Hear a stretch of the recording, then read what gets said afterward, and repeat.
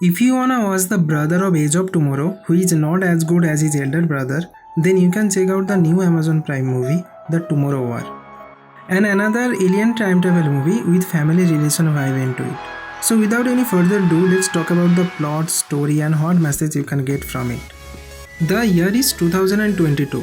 Dan Forrester, who had done 2 combat military tours, found his passion in research and ended up as a teacher. His daughter, Maury Forrester, she is also into science from childhood and she turned out to be the lead researcher of our force in the future. So one day at the time of World Cup finale, military from future came in the past and asked for help. All the mankind will cease to exist from Earth due to attack of unknown creatures. And most of the population in future is already wiped out. So they need manpower from past to put an end to the war.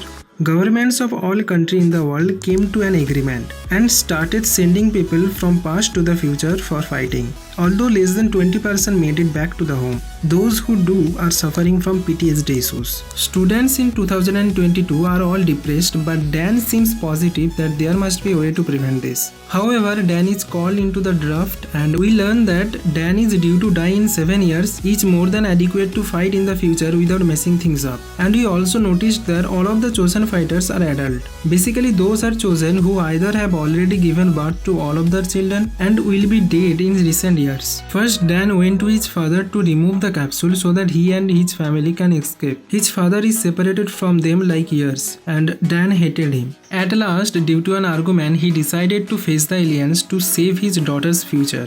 This movie basically echoed the relation between father and children. From the conversation with his daughter Maury, it seemed like Dan will end up just like his father in the future. This movie is more focused on family rather than time travel or aliens. So Dan came to the future and worked with his daughter to create a serum that can kill those aliens. Maury told his father to take back the serum and mass produce it and prevent this devastating war from ever happening. In the fight, Maury got killed and damn, this scene is late.